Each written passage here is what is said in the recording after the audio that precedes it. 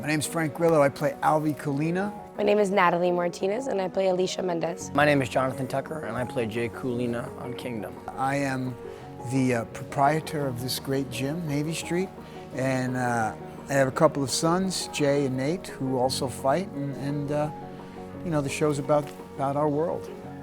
Alicia Mendez is the female fighter on the show Kingdom. She's a tough girl, you know, pretty raw. When we meet her in the second season, she's kind of a little green, and she gets into Navy Street and basically starts to train and gets a couple fights. And yeah, man, she's just a badass chick who has a couple things to sort out, and she's getting better. Jay Kulina is he is a deeply sensitive, drug-addled fighter, the son of Alvey Kulina, who is the owner of the gym, Navy Street Mixed Martial Arts, and fiercely loyal, a bit charismatic, but also a guy who gets himself and others into a bit of trouble. Well, I've been wrestling since I was a boy, since I was 7, and boxing from about age 12, and then started with in jiu-jitsu with Rickson Gracie in '90, before UFC 1. And then from there I did a film called Warrior in 2006 with Tom Hardy and Joel Edgerton, met Greg Jackson, went down and lived with him for a couple of months and followed him and became him in the movie. So ever since then it's been a pretty steady love affair with MMA. Well, I started boxing first. I boxed for a little bit of time, maybe like a year or two, and then you know, I have a couple friends of mine that do this, and they took me to one of their trainers one day, and I learned how to kick. You know, I started doing Muay Thai, and the moment I kicked, I was just obsessed. So I've basically been doing Muay Thai for the last 5 years. Yeah, I had a very limited experience in combat sports before Kingdom, and I have done 180 degrees from the guy who you talk to who thinks that MMA is blood sports, cockfighting for humans, to now a fan who's traveled all over the country to watch fights on my own dime, and who follows the sport very closely and enjoys training as well as watching. You know, the biggest misconception was how intelligent these guys were, and how well conditioned and how well versed they were in many different things.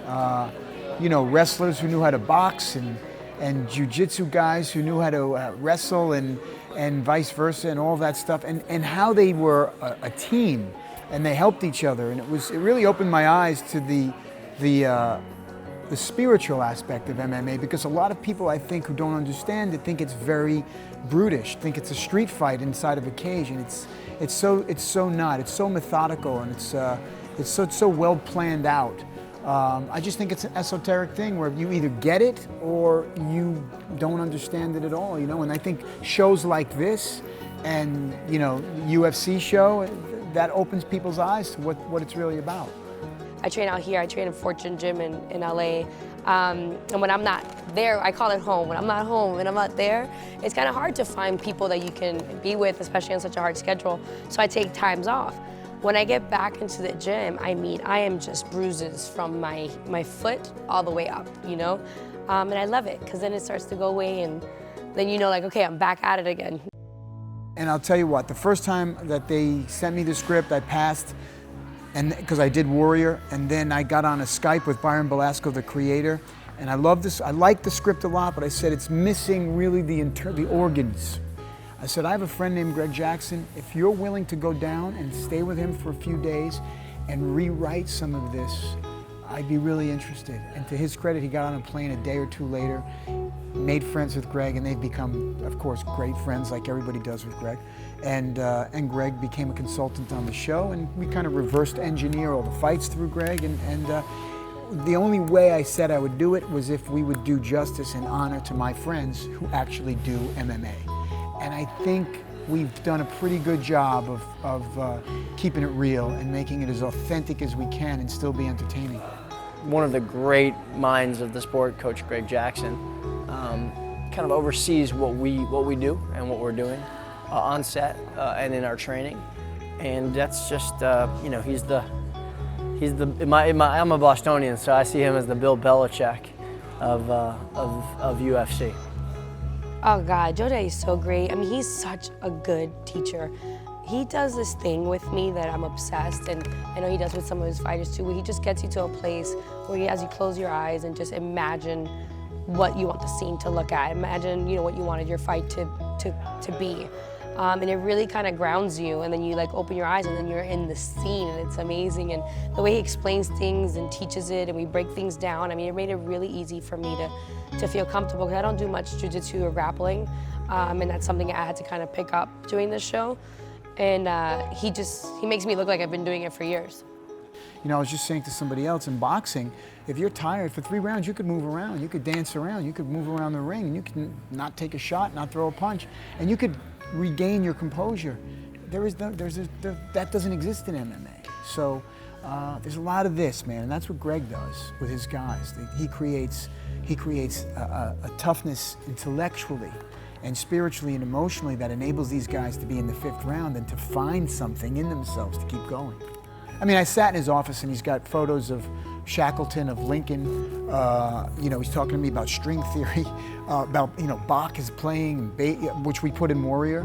And he's, you know, he talks about the notes between the notes as far as syncopation and rhythm, when to strike, when, you know, how to learn the rhythm, how to break the rhythm, which is all what fighting is all about.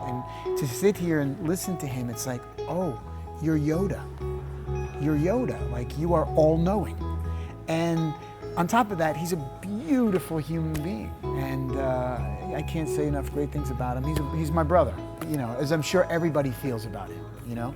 He doesn't feel that about me, but I feel that about him. Most important thing I've taken away from my education in the fight world is that,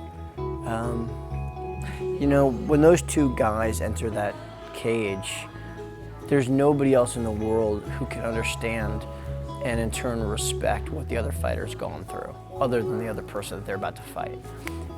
So when you have, you know, certainly there's some real animosity from time to time, but for the most part, even with the animosity, you have to look at that other person and recognize that they're the only ones who have prepared as hard, for the most part, as you've prepared, and that you need this team to get you ready for that fight.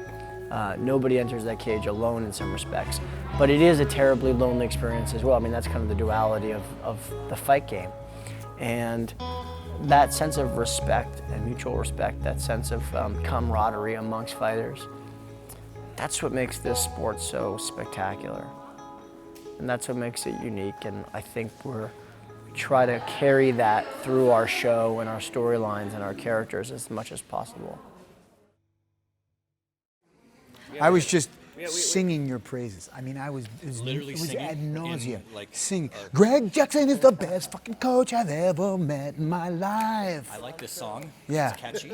Greg Jackson knows more than anyone in the world about MMA or anything else.